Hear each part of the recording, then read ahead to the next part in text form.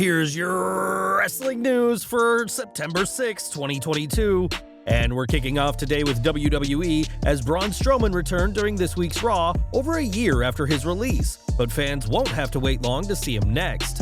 When WWE cameras caught up with Braun, he confirmed that he's back and is coming to Smackdown this Friday. Fans may remember that when Roman Reigns became champion back in August 2020, he did so by pinning Strowman at that year's Payback event, so the Monster Among Men certainly has unfinished business with the head of the table. Braun's return had been reported in the days prior to Raw, but that didn't stop fans from having huge reactions to his return. Strowman made his comeback in WWE by destroying 4 teams that were competing to determine the #1 contender for the undisputed WWE Tag Team titles. Some fans argued that Strowman's return is a game-changer for WWE and arguably the biggest return to WWE so far. Other fans saw the funny side of things, as after a year of promoting Control Your Narrative as the new force to be reckoned with in wrestling, Strowman has abandoned that promotion in favor of WWE. Some fans questioned why Strowman would return during a fatal 4-way tag team match, fearing it shows WWE has no plans for the Monster Among Men. We recently reported that Strowman's return comes on the condition that Triple H will personally oversee his booking, so time will tell what the game has in store for WWE's latest return. It wasn't just the fans who reacted to Braun's return, but one of his former tag team partners has also weighed in. At WrestleMania 34, Strowman picked a fan from the crowd, 10-year-old Nicholas, to be his mystery partner, and the duo became Raw Tag Team Champions on the show. Responding to Braun's return, Nicholas shared a picture of their title win from 2018, and while we doubt we'll see the now teenager back in the ring, we can't count out an on-screen appearance by WWE's youngest ever champion. According to Brian Alvarez of the Wrestling Observer Radio, a backstage altercation took place following CM Punk's post-all-out media scrum comments. The new AEW World Champion held nothing back during his section of the scrum, speaking openly about his thoughts on Colt Cabana, Hangman Adam Page, and AEW's executive vice presidents. This apparently led to a lot of backstage issues once his time was done, and a physical altercation reportedly took place between Punk and the Young Bucks. Fightful Select reported in the latest update on the altercation that following the scrum, Punk returned backstage where it was said that the confrontation occurred. Kenny Omega and the Young Bucks were still in the building, and apparently numerous people were forced to intervene. Backstage producer and CM Punk's trainer Ace Steel was also allegedly involved, and according to multiple accounts, Steel threw a chair at Nick Jackson that knocked out the young wrestler. Footage can be seen during the media scrum of a security guard running from that location to a backstage area, which is when the incident is reportedly said to have happened. Omega and Steel were also said to have their own tussle, which resulted in the latter biting and grabbing the hair of the former. The altercation is said to have occurred in the hallway while Swerve Strickland and Keith Lee had joined Tony Khan for their portion of the media scrum. Furthermore, the locker room has been described as completely divided and in chaos, as it's either for or against the Cult of Personality. The majority of the locker room is reportedly against him, with only Danhausen and FTR mentioned as likely to have his back.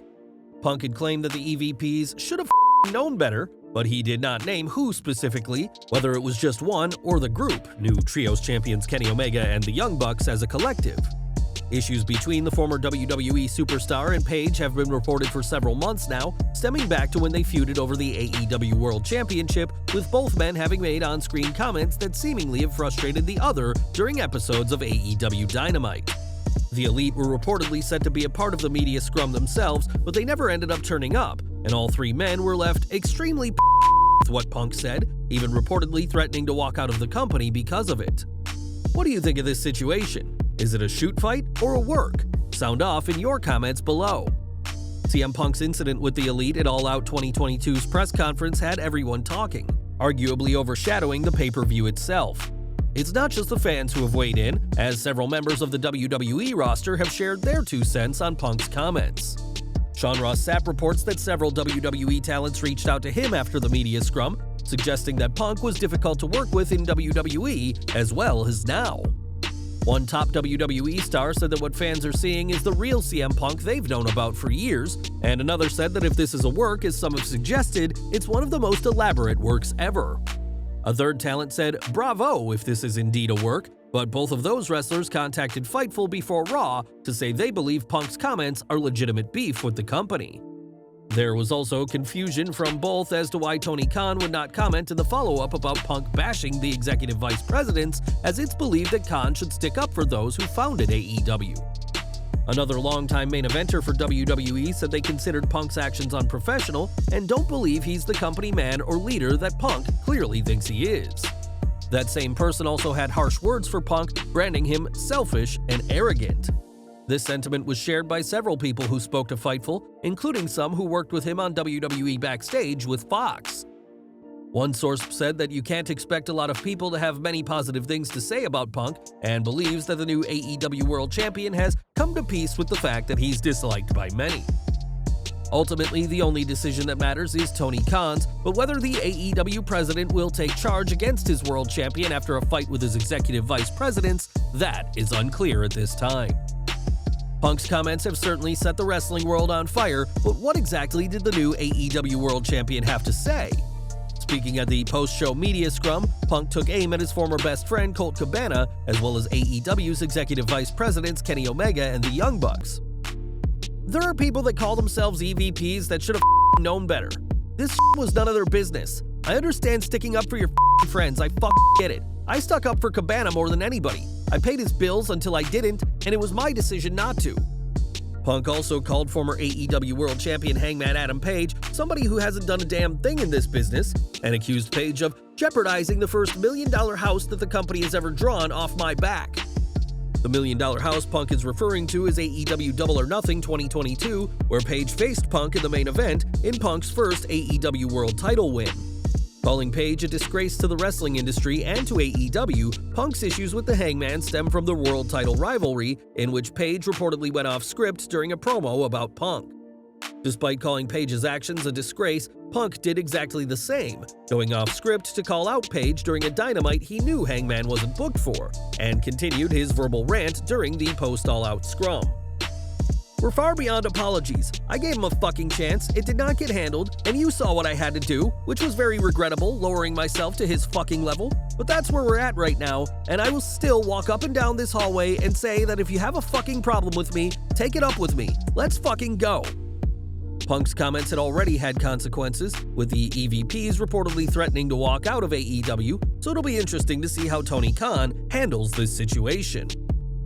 While Punk had harsh words for many within AEW, perhaps his harshest comments were saved for Colt Cabana.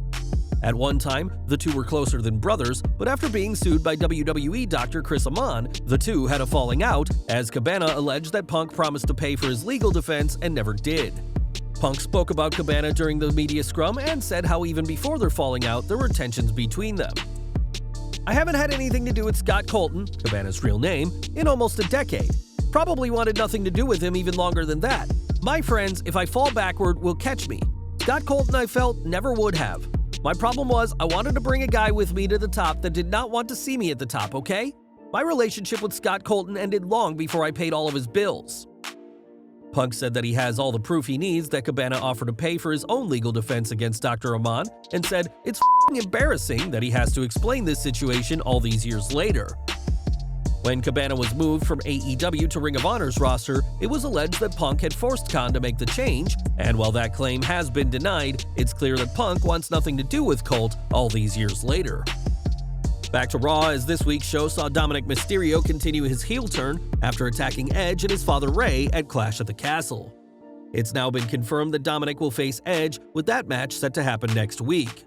During this week's show, Dominik cost Ray a match with Damian Priest, and we'll get to see how the Judgment Day's newest member fares against the WWE Hall of Famer next week. More from Raw now, as Austin Theory has now got his first name back, but Mr. Money in the Bank had a bad night at the office last night.